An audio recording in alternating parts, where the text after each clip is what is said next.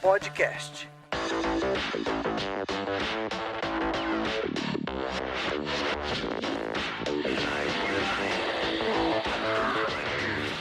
Olá, sejam muito bem-vindos a mais um TOTOS Developers Podcast. Goste você de Java ou .NET Core? Acredite você naquilo que tem anos de história no mercado ou naquilo que ainda é novidade? Isso não importa pra gente, porque a gente está aqui para encher você de informação. Eu sou o Ricardo Manzano, especialista em interface em ambientes multiplataforma e serei seu host. E hoje, como convidados aqui, nós temos aqui a nossa sócia aqui, Loiane Groner, que ajudou bastante a gente aqui nos nossos trabalhos. Loiane, vou pedir que você se apresente, apesar que você é mais famosa que todo mundo junto aqui, mas vou pedir que você se apresente.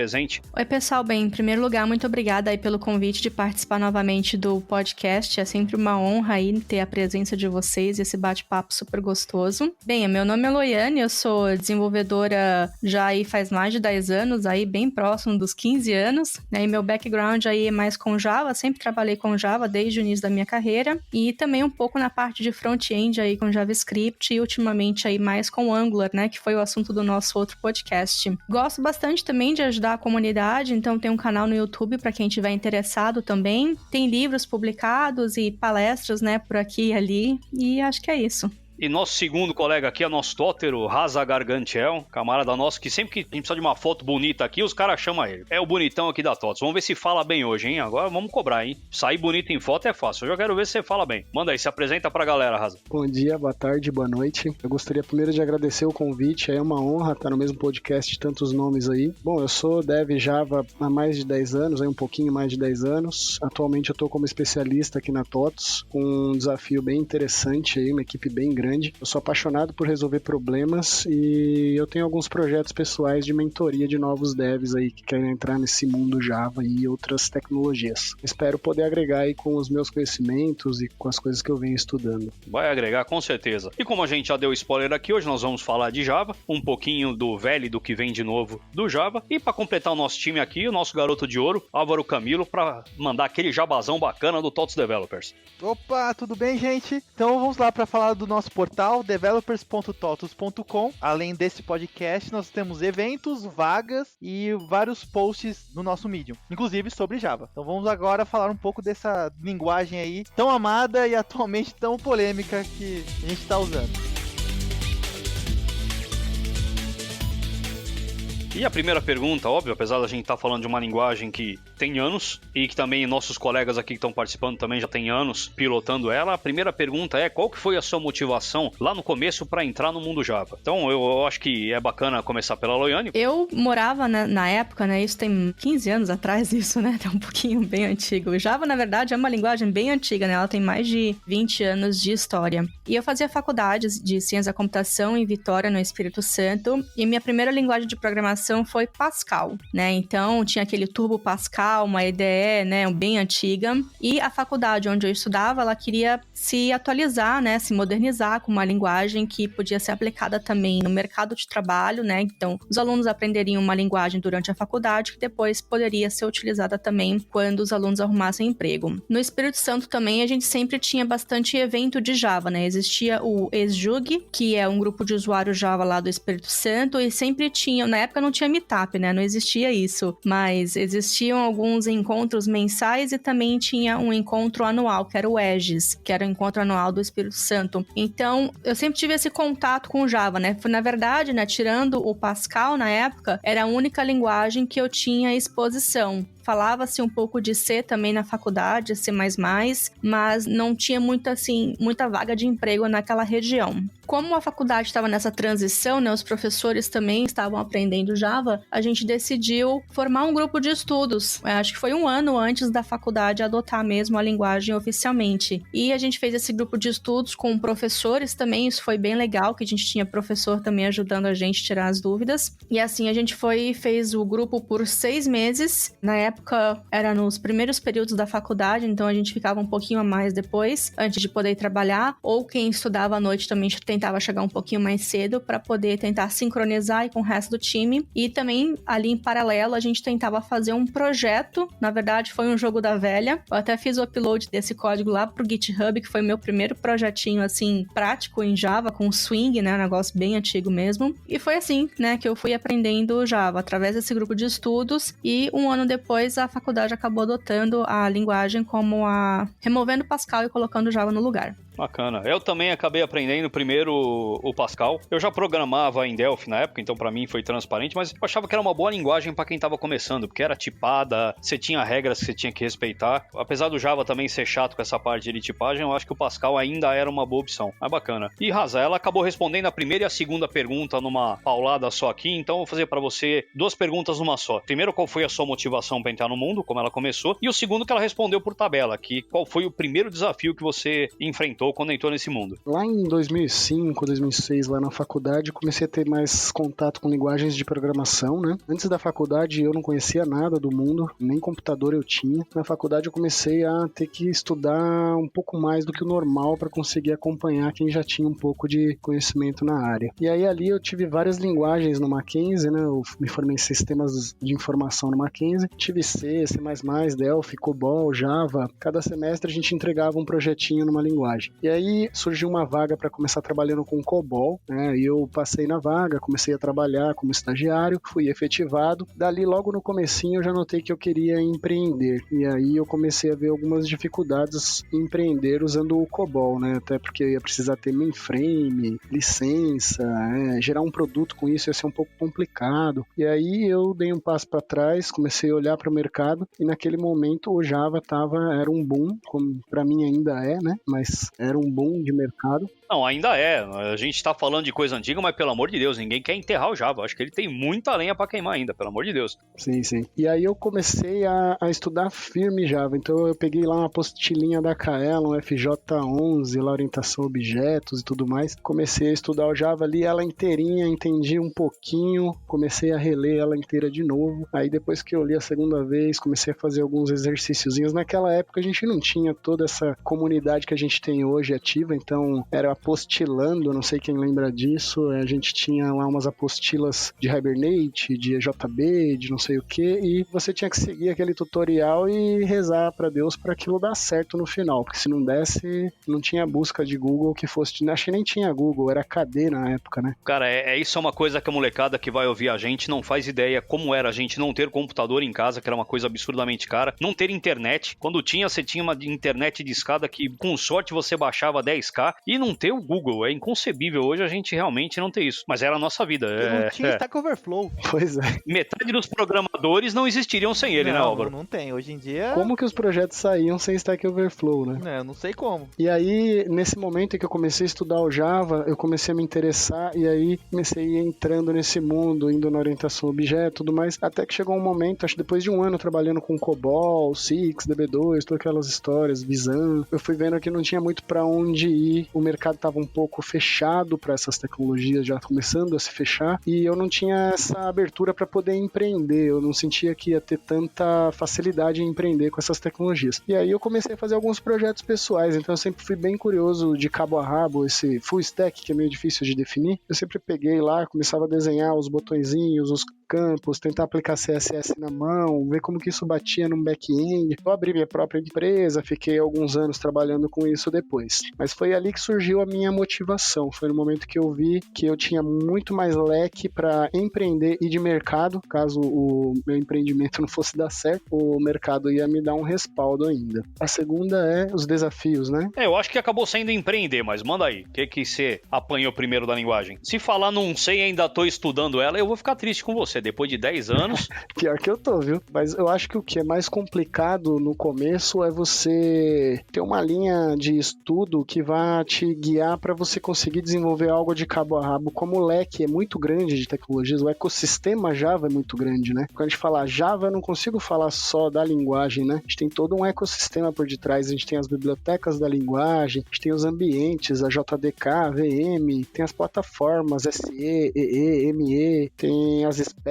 que agora são as DIPs, tem frameworks que rodam em torno disso, que é muito grande. Então, começava a receber vagas, na época era a APInfo, né? Começava começava a receber vagas e eu ia vendo as vagas e cada vaga era uma tecnologia diferente. O maior desafio foi conseguir organizar isso de uma maneira coerente, que eu conseguisse seguir nos estudos sem ficar maluco. Mas eu não vou querer antecipar perguntas lá pra frente. Entendi. Foi se encontrar no meio desse ecossistema maluco, né? Exatamente. O Java é tão plugável que você pode fazer colocar ele numa cafeteira ou botar ele numa estação espacial. Realmente o Java tem essa característica. Isso acaba assustando muita gente até hoje, né, em relação a isso, quando eles vão começar a estudar Java. Acho que a parte de orientação a objetos ainda também, antes de você começar a entrar nesse mundo das APIs e dos frameworks e tal, acaba assustando também, porque não tem como você estudar a linguagem sem tentar entender orientação a objetos. E principalmente, acho que para quem está começando ou para quem veio da programação estruturada também, isso é meio que um choque, né? Eu demorei uns 6 meses para poder entender porque a gente precisava criar um get e o set. É meio revoltante mesmo. Quando eu aprendi Java, eu também falei, mas pra quê? Pior que não dá pra viver sem isso. É uma regra que acaba te ajudando. Lá na frente te ajuda. Mas à primeira vista o negócio é meio chato mesmo. Parece que no começo a gente só tem que acreditar no que estão falando e fazer. Depois a gente começa a ver que esses gets são usados lá por outros frameworks que fazem uso disso como convenção, mas explicar isso num começo, que você está aprendendo orientação a objeto, o que é um framework, já é outro problema. Então, esse emaranhado da sequência lógica do que estudar, eu acho que é o maior desafio para quem está começando mesmo. E eu que entrei no mundo C, cara, e é pior ainda, cara, que é outra coisa maledeta, que vai funcionar lá no Arduino e vai funcionar também na estação espacial. Eu entendo. Eu passei pela mesma coisa quando eu fui pro C. No caso, quando eu fiz faculdade, eles estavam na transição do C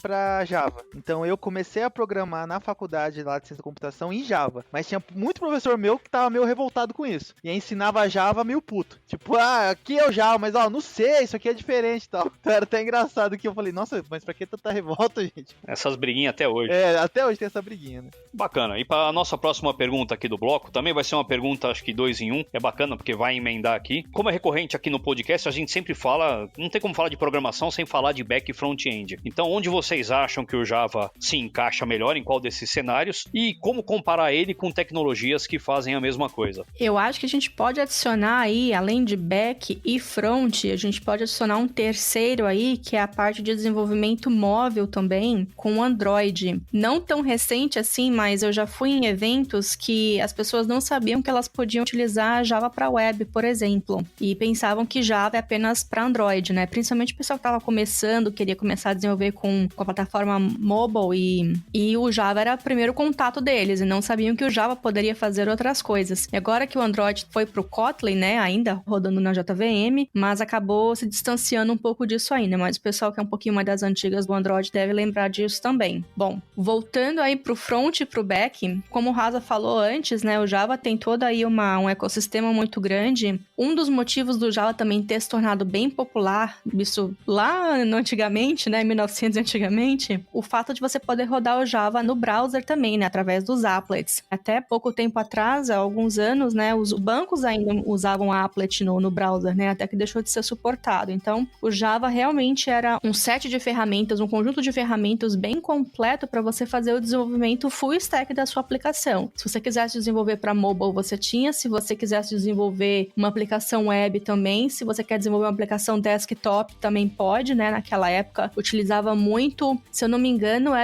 não sei se era JWT ou AWT, agora eu não lembro muito bem qual que era a biblioteca, depois passou a ser o Swing, e hoje é o JavaFX. A parte que eu particularmente trabalho mais de todo esse ecossistema, que eu sempre foquei, foi a parte de desenvolvimento web. Eu trabalhei um pouco com JSF, né? Então você acaba utilizando o Java no front também, e até mesmo com JSP, com as taglibs. Então basicamente era desenvolvimento com HTML e Java, utilizando ali no JSPs, e fazia diretamente ali a conexão, que a gente chama hoje de back-end, né? Mas na verdade já era API, era todo um projeto só. E hoje, como a gente conseguiu evoluir bastante, conseguiu separar mais o que é um back-end, o que é um front-end, e no front-end em si a gente acaba utilizando bem mais, né, tecnologias web, né, JavaScript, com HTML, com CSS e os frameworks. Hoje mesmo eu gosto mais de usar o Java no back-end. Faço Java para toda a API e além das outras coisas também, a parte de mensageria, enviar e-mail, qualquer coisa que você precisa fazer em processamento em batch,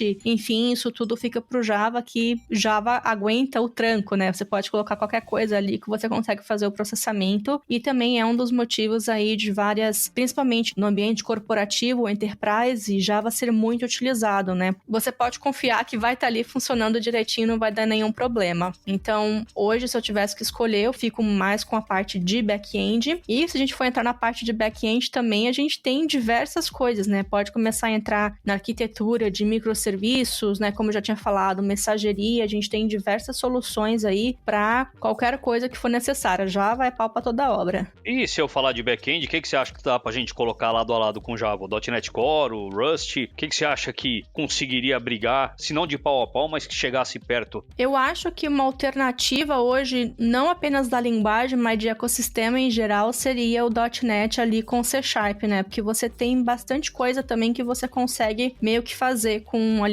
.NET também que você faz no Java. E além disso, né, quem geralmente trabalha bastante com essa área de aplicações empresariais, ou geralmente vai ser Java, né? Se a gente for colocar a grande maioria, né? Óbvio que tem outras linguagens também, mas eu acho que ficaria aí entre esses dois ecossistemas, o Java e o .NET. Agora ela me complicou, porque ela falou o que eu já ia falar. É difícil falar depois da Loiane, cara. A gente esquece que ela é uma biblioteca ambulante. Eu não queria ter te deixado nessa saia justa, não, mas tô sentindo a tua dor. Eu concordo com ela. Atualmente o Java ele se encaixa melhor no back-end, né? Mas se a gente for falar um pouco de história, voltar antes desses frameworks mais modernos aí, Angular, React, Vue, a gente não tinha uma especialização tão forte no front-end e no back-end. A gente tinha aqueles... Você desenvolve tudo de cabo a rabo. Então o JCF mesmo, com esses carinhas que ajudavam nisso, o Rich Faces, o Ice Faces, o Prime Faces, eram tudo bibliotecas de componentes ricos, né? Que permitia com que a gente desenvolvesse uma aplicação web basicamente toda no back-end e isso gerava as páginas HTML no final, já com o CSS bonitinho, com funcionalidades Ajax para possibilitar renderizar um trecho da tela específico, isso tudo sem precisar escrever uma linha de JavaScript. Então, era muito mais fácil para o desenvolvedor que já tinha uma stack back-end desenvolver algo de cabo a rabo, porém, ficava um pouco misturado e a gente não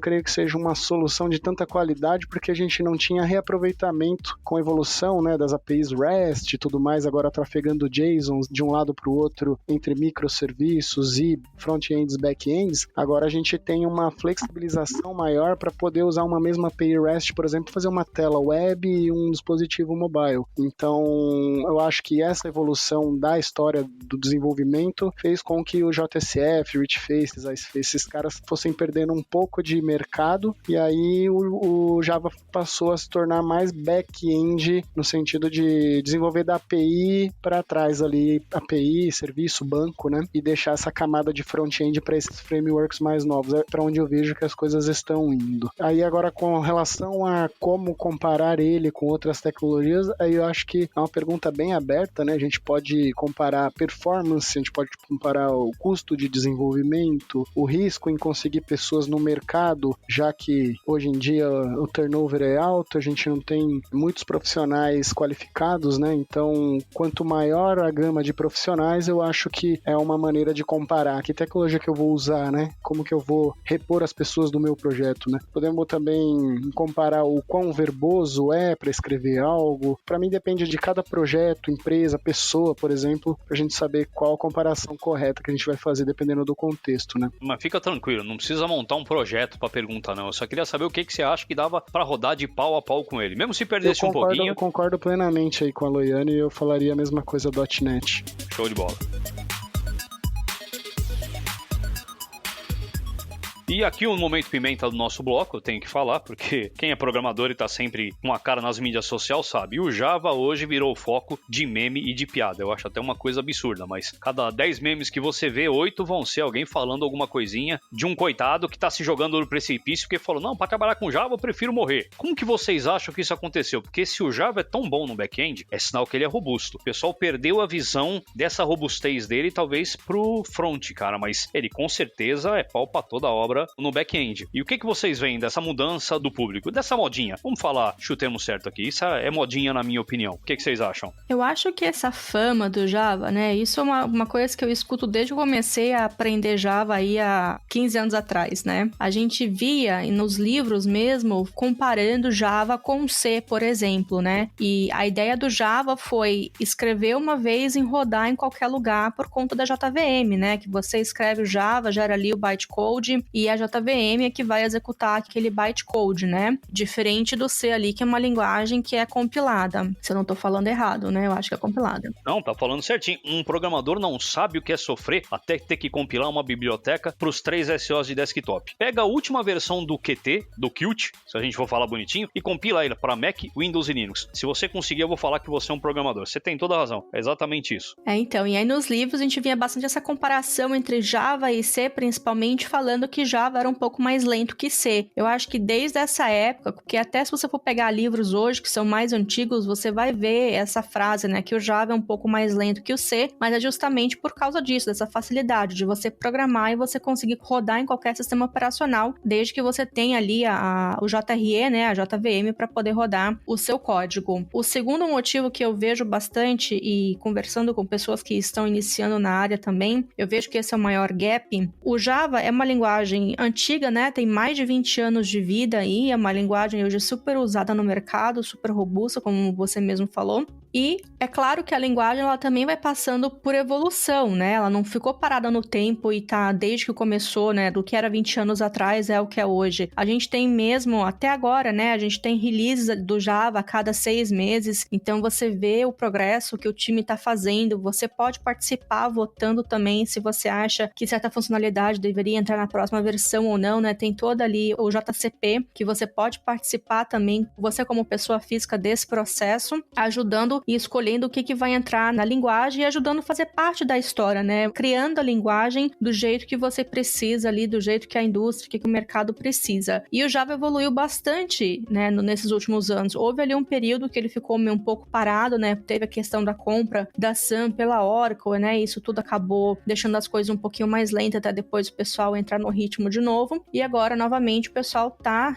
no ritmo certinho com os releases a cada 6 meses ali, bem a cada 6 meses mesmo, sem perder nenhum dos deadlines. Quando a gente vai aprender Java, a gente acaba aprendendo ainda toda aquela questão da orientação a objetos, o que é um polimorfismo, get, set, interfaces e tal. E eu vejo muitas faculdades, por exemplo, utilizando o Swing. Então, o pessoal tá começando a aprender, você já tem que saber fazer um monte de coisa de uma API específica, que é o Swing, que é bem antiga, apesar de ser muito utilizada ainda hoje, né? E a gente vê vários sistemas por aí, supermercado, farmácia, utilizando aí os sistemas de checkout de carrinho ali no Swing, mas para quem tá iniciando, quando você pega isso, é um baque muito grande e você tem desafios para tentar entender ali o Swing, como é que funciona aquela biblioteca, porque tá aprendendo a API, não a linguagem em si do Java. E com isso o pessoal sempre fica falando que linguagem é mais difícil, o Java é lento. Se for realmente olhar por essas coisas, né, e tentar comparar com o que o Java é hoje, são duas coisas bem diferentes, e eu até concordaria com o pessoal falando ali, o Java Swing é um negócio bem antigo que o pessoal não tá usando hoje mais. Não se deixe levar por isso. Uma outra dica que eu gosto de dar também é não leia comentários de grupos de Facebook. Não leve aquilo como sendo fato, porque ali tem muita discussão que acaba atrapalhando também quem tá iniciando, que quer entrar nesse mercado. E é claro, vocês também sabem aí, é uma área ainda que a gente precisa de muito profissional, né? Tem muita oportunidade também de mercado. Eu diria mais, eu diria saia do Facebook. Não acredite, eu saio daquilo lá.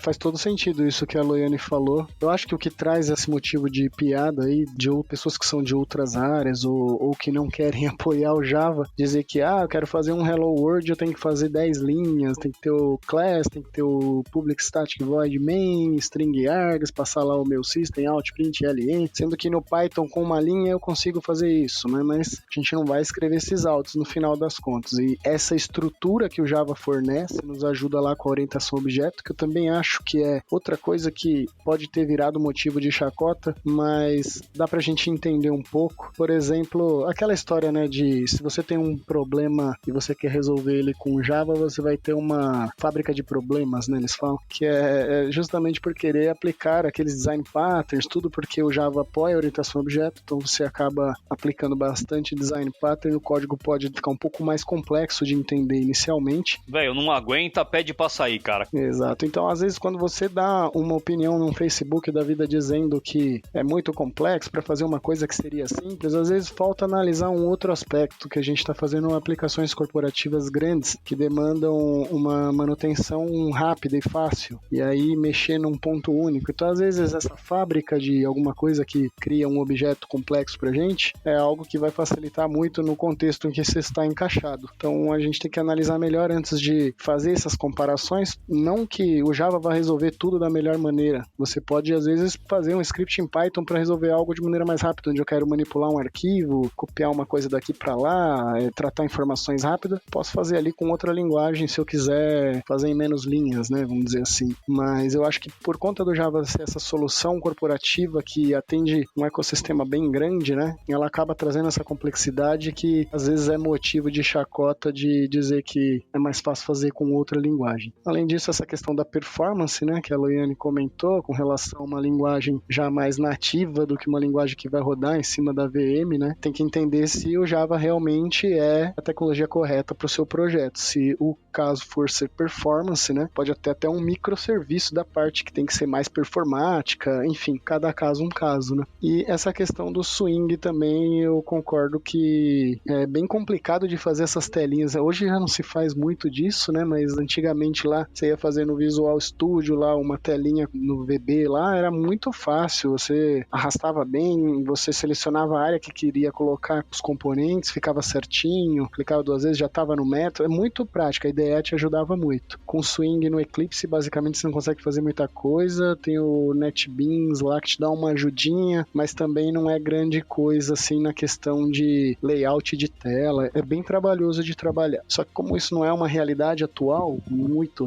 né, a gente não está muito desenvolvendo sistemas Swing hoje, não seria mais motivo de chacota, né? Apesar que isso é realidade também em framework HTML, você já não fala, eu quero esse getzinho aqui, eu quero esse botãozinho aqui. Cara, você manda o layout lá e o framework que normalmente vai te ajudar a fazer isso. Inclusive o nosso Portinari, fazendo propaganda aqui também, tá lá para te ajudar. Você monta um formulário fantástico, onde ele já se ajeita tudo, um Dynamic Form, e você só passa um JSON pra tela. Eu acho que essa ideia de arrastar, clicar e fazer, eu acho que isso já tá batido e podia ser até bonitinho e rápido de desenvolver, mas você acabava tendo outros problemas, como por exemplo de resolução, de usabilidade, de responsividade, que é uma coisa que a gente tem que pensar hoje. Então o aplicativo vai rodar no meu Note, no meu tablet e na minha TV de 4K. Então eu acho que essa parte de arrastar já tá batida. Quem falar mal do Java por causa disso é porque tá fora realmente da realidade. E vocês acabaram invadindo até o próximo bloco aqui, que eu ia perguntar o que assusta o pessoal que tá entrando hoje no Java. Eu acho que a gente já deu nem um spoiler, a gente já deu uma aula disso, que realmente o porquê que o Java ainda assusta muita gente que tá começando. Você queria completar alguma coisa, Raz, antes de eu ir para a próxima pergunta? Eu acho que é isso aí mesmo, o ecossistema é muito grande, né, e aí fica difícil da pessoa saber por onde começar, aquela história toda. E quando eu falei não foi brincadeira, ele roda numa cafeteira o Java, o pessoal pode até falar,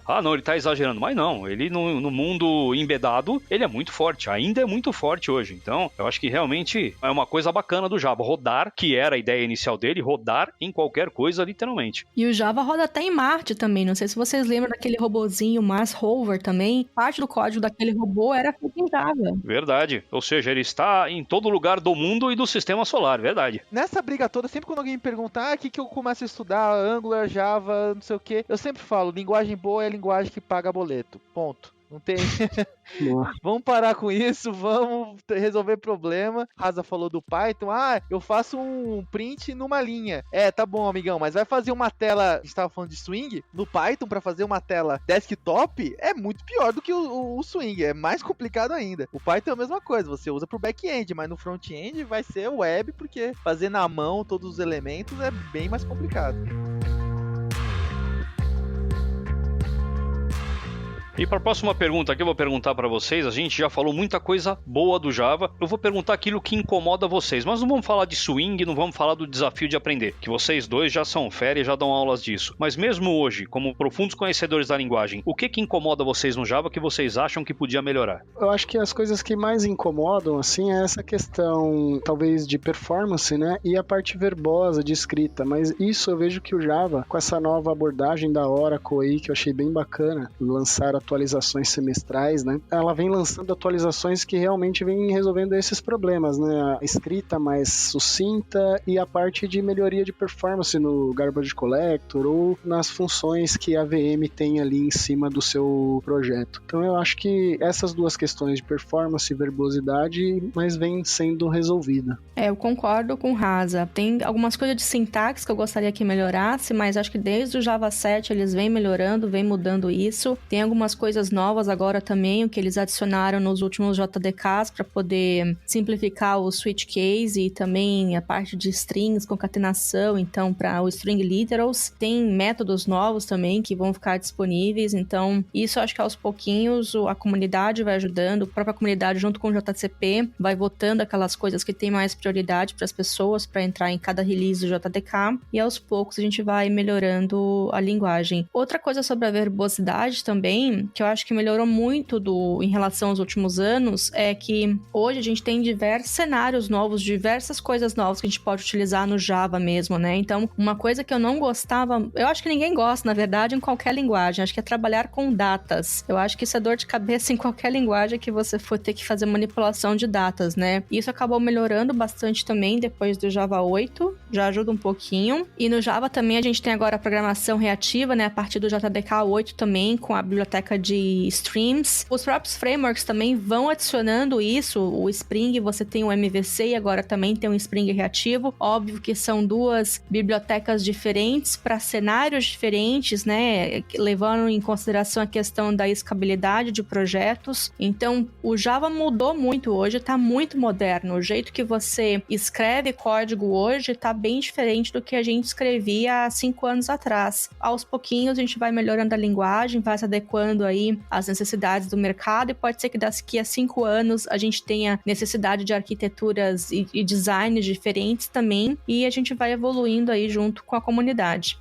É legal você falar dessa questão de string, de lambda, programação funcional. Antigamente, no projeto que a gente atua aqui, tinha muito Google Guava, que era uma biblioteca para fazer essas coisas fora, né? A gente conseguiu evoluir aqui para a versão 8 do Java, e aí a gente começou a usar muito string, muito lambda aí para tratar as coleções, filtrar, etc. Eu acho que foi um grande avanço aí para a linguagem Java, na minha opinião. Tem uma curiosidade também, a gente falando um pouco mais de código mais moderno, né? Tem um framework em JavaScript que eu gosto bastante, que é o Nest.js. Ele é baseado em Angular. Quando você começa a fazer um projeto com ele, ele lembra muito o Spring também. Então, se você abre uma classe controller no Nest.js e pega uma classe controller do Spring MVC, por exemplo, e coloca ali lado a lado, se você esconde ali a parte de cima, né, da parte dos imports e do require que tem ali do Node.js, você praticamente não consegue identificar o que é Node.js e o que é Java, pra gente ver o quanto que a linguagem evoluiu e o quanto que a gente tem aí código moderno hoje que a gente pode utilizar. É só questão também das empresas, né, e as pessoas também se adequarem a essas formas novas, porque às vezes a gente fica muito preso também de como que a gente programava no passado com Java, sendo que hoje a gente tem esse leque de opções para poder evoluir e evoluir os nossos projetos também junto com a linguagem.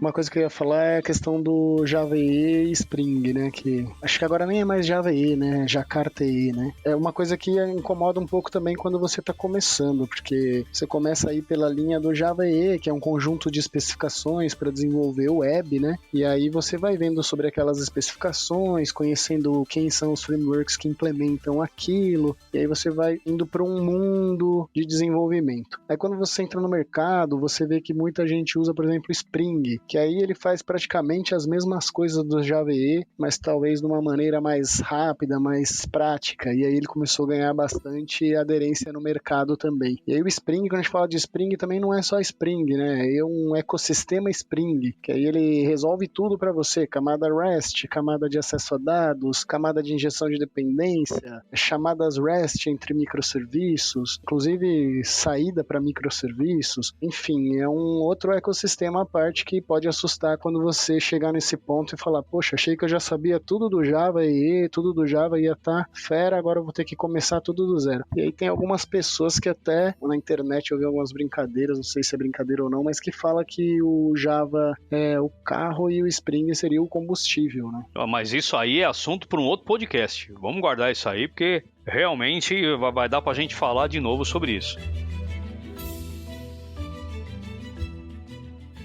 O papo foi tão gostoso, foi tão fluido, estamos com o tempo estourado aqui. Eu vou ter que correr com a última pergunta aqui pra gente começar a parte de encerramento. Hoje, mesmo com essas brincadeiras, esses memes, todos, não há sombra de dúvida que o Java ainda é uma ótima opção para quem está começando. E aí eu pergunto para vocês, você, Loiane, que está aí nos Estados Unidos, que está conhecendo o mercado aí fora, e você aqui, Rasa, que está conhecendo no Brasil, qual que seria o melhor caminho para o pessoal entrar nesse mundo? Eu acho com certeza, né? A vaga com Java sempre tem, e aí só precisa ver qual que é o framework que está utilizando, né? Umas empresas usam JSF, outras Spring, outras já estão usando aí parte de microserviços. No microserviços aí, sei lá, a gente tem mais vários frameworks, né? O próprio Spring, o Quartus, o Micronaut. Então, é um outro mundo à parte ainda. E aqui nos Estados Unidos também sempre tem vaga. De vez em quando eu recebo algumas vagas no LinkedIn também, inclusive aqui para a cidade de Tampa, aqui na região, em Orlando. Existem as vagas só de back-end mesmo, vai depender bastante do que a empresa precisa, mas o que eu vejo bastante também é Java com algum framework no front, principalmente React com Angular. E aí vai depender aí da região o que o pessoal está utilizando mais. Mas eu gosto bastante, principalmente da combinação do Java com Angular, porque para quem trabalha com aplicativos corporativos empresariais, eu acho que essa é uma combinação explosiva, uma combinação que combina bastante. Eu acredito que se você está começando na área, você vai provavelmente procurar uma vaga de júnior, né? E aí talvez seria interessante começar a ficar de olho em que vagas de júnior pleno pedem, né? Fazer uma lista, fazer uma planilha de tecnologias e ir estudando uma a uma. E aí eu recomendo você criar um repositório no GitHub, versionar os repositórios, já mostrando que você também tem conhecimento em ferramentas de versionamento e no Git. E aí você tem lá um portfólio, porque é um limbo isso que você entra, que é aquele ovo ou a galinha, né? Você precisa de experiência para entrar no mercado, mas você só entra no mercado se tiver experiência. A história do ovo da galinha vai ser sempre, isso aí não tem jeito. Então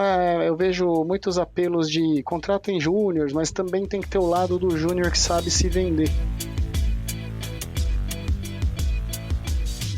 E aqui então na nossa reta final, aqui nas considerações finais, eu vou abrir o microfone para vocês, primeiro para você, Loiane, para você dar suas considerações finais e para mandar o seu jabazinho também, que é bacana para todo mundo conhecer o seu trabalho. Bem, eu acho que a gente conseguiu resumir bastante aí de como que tá o mercado hoje, como que era antigamente, e para o pessoal que tá começando, não fique intimidado, né, com as piadas que você vê por aí, ou que a linguagem possa parecer difícil. A curva de aprendizado é realmente um pouco longa, mas é um mercado bem amplo que a gente tem aí de Java, com várias oportunidades que estão abertas aí com diversos frameworks, né? Então, como o Rasa falou, vê o que está sendo pedido nas vagas, faz uma lista, estuda tecnologia por tecnologia ali, até você se sentir confortável e vai atrás. É uma linguagem muito legal de se trabalhar, tenho tido contato aí faz quase 15 anos aí com a linguagem e graças a Deus até hoje nunca fiquei sem emprego e sempre todos os empregos que eu arrumei foram empregos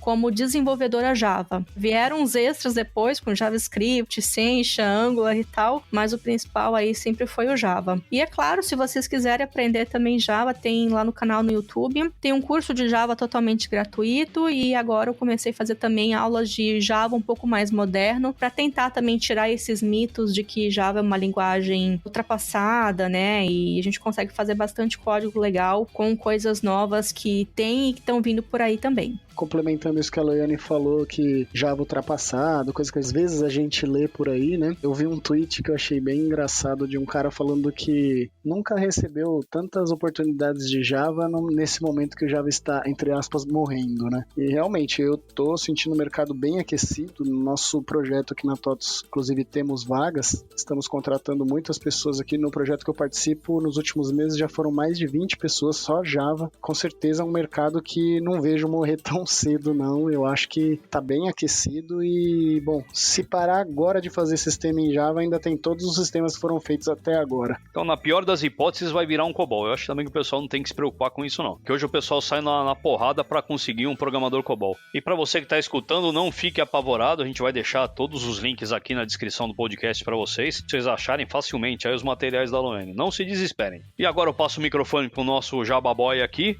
Nesse bloco final, a gente sempre pede dicas dos participantes do que eles estão vendo, jogando, lendo, para o pessoal sair daqui com a cabeça agora cheia de conhecimento, relaxar um pouco, para esse conhecimento ficar na cabeça. Vou dar 2 dicas então, que eu voltei a jogar World of Warcraft, preparando para a expansão nova aí que tá vindo. Estão tentando me tirar o tempo perdido aí que eu fiquei sem jogar. Então, quem quiser também, me encontre online. Vamos participar das masmorras e das raids online aí pra gente se divertir um pouquinho, que a vida não é só codificar. E uma outra dica é o Mandalorian também, Baby Yoda, gente. Que coisa mais lindinha. Vale a pena assistir só por conta do Baby Yoda. É muito fofinho. Bom, eu sou pai, né? Eu tô tentando assistir Ozark, mas tá um pouco complicado. Eu terminei a Casa de Papel e assisto bastante Peppa Pig. Eu entendo a sua vida. O meu moleque tá começando a ficar mais independente, tá deixando de assistir algumas coisas. Até consegui assistir algumas coisas bacanas esses últimos meses. Consegui fechar o The Witcher do Netflix. Fotografia espetacular, realmente uma série muito bem feita. Zerei também a última temporada do Expanse, que tá no Prime agora. Era do Netflix e o Amazon comprou. Tá indo muito bem, acho que para agora a última vai ser a 5ª temporada. E Rick e Morty, né, que deixou meio que um gostinho de saudade, né? Foi só 5 episódios a 4ª temporada, mas foi muito bem feita. Eu já falei pra vocês dois que é fácil, é só não dormir mais. Não, brincadeira, a gente não recomenda, tem que dormir. Mas tô assistindo pelas madrugadas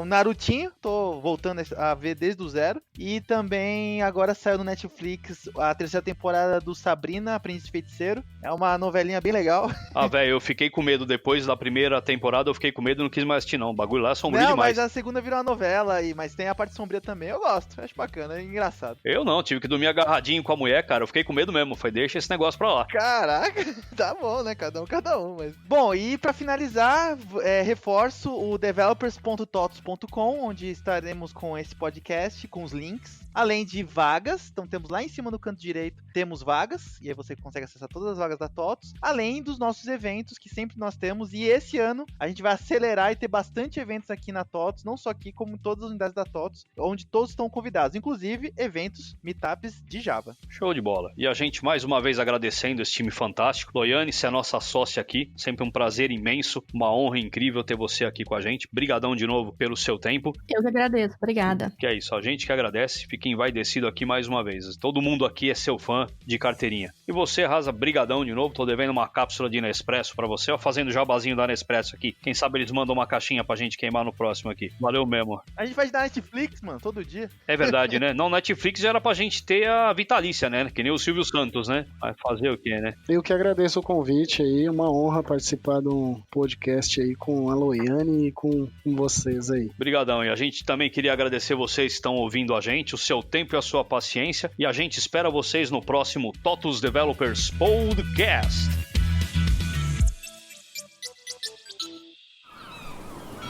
Este podcast foi editado pela Maremoto.